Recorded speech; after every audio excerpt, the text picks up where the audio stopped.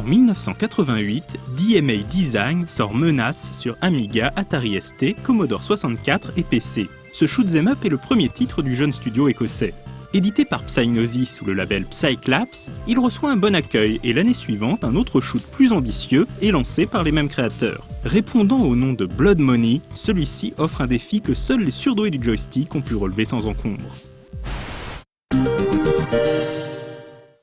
Tout comme Menace, Blood Money est conçu et programmé sur Amiga par Dave Jones, un étudiant fréquentant l'Institut de technologie de Dundee dans le nord-est de l'Écosse. C'est à nouveau dans la chambre de ses parents que le petit prodige s'affaire à créer un jeu qu'il espère proche des standards japonais qu'il affectionne tant. Le cofondateur de DMA est épaulé par Tony Smith pour les graphismes ainsi que par Ray Norrish pour la partie musicale. L'éditeur Psygnosis fournit tout le matériel nécessaire pour que les ambitions de Jones ne soient pas réfrénées. Si le résultat final est loin de rivaliser avec les canons du shoot'em up nippon, le titre ne manque pourtant pas de qualité et se fait logiquement une place de choix chez les possesseurs d'Amiga.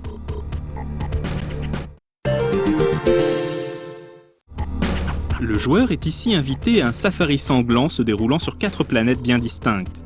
Jiba, Groan, Shrek et Snuff. Proposant respectivement une ambiance high-tech, aquatique, polaire et organique, ces mondes se traversent de différentes manières, en hélicoptère, en sous-marin, en vaisseau spatial ou encore en tenue de cosmonaute. Jouable en solo ou à deux simultanément, ce périple galactique se déroule à un rythme nonchalant, avec un scrolling assez lent enchaînant les défilements horizontaux et verticaux. Si l'ensemble paraît laborieux de prime abord, l'action n'en reste pas moins éprouvante, le niveau de difficulté étant assez élevé, surtout en solo. Dave Jones impose ainsi un rythme pour le moins atypique comparé aux standards du genre.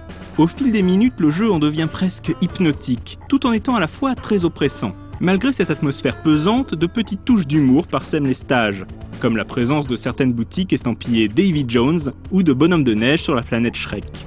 Le nom de Blood Money n'a pas été choisi par hasard, car la collecte de pièces d'or est primordiale pour espérer survivre. Les ennemis abattus laissent en effet derrière eux des deniers qu'il faut s'empresser de ramasser pour ensuite les dépenser dans les multiples boutiques placées ici et là sur le parcours. Dans ces échoppes, il est possible de s'équiper de missiles supplémentaires ou de bombes. Hélas, les armes secondaires ne sont pas très nombreuses, et c'est d'ailleurs l'un des défauts du jeu.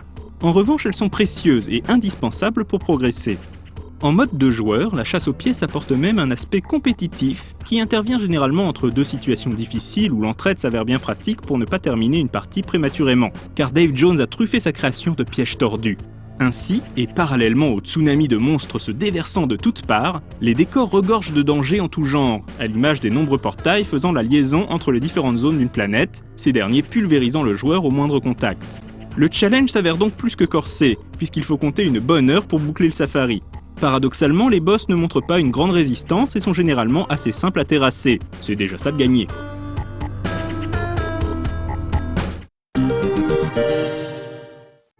Pas franchement novateur et très ardu à boucler, Blood Money distille néanmoins une ambiance fort agréable.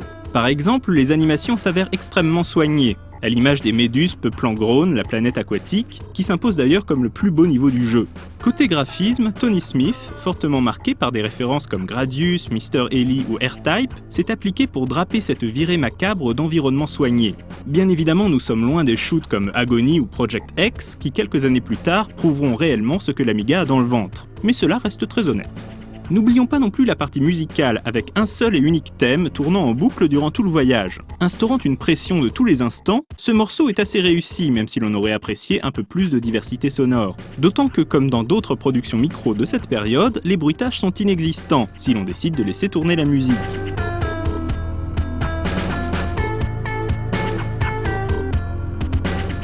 Pour se faire pardonner, DMA Design propose une introduction absolument sublime pour l'époque et dans laquelle un vaisseau slalom entre des météorites sur fond de voix numérisées et de sonorités typiques des années 80. Cette séquence exclusive à la mouture Amiga a d'ailleurs marqué de nombreux gamers. A l'instar de Menace, le titre est porté sur Atari ST, Commodore 64 et PC. Le portage ST s'en sort particulièrement bien sur le plan visuel et propose un thème musical totalement différent de celui de la version Amiga. Une sage décision qui évite ainsi les comparaisons malheureuses. Planant au possible, cette nouvelle mélodie concoctée par Tony Williams fait partie des plus belles compositions entendues sur la machine d'Atari.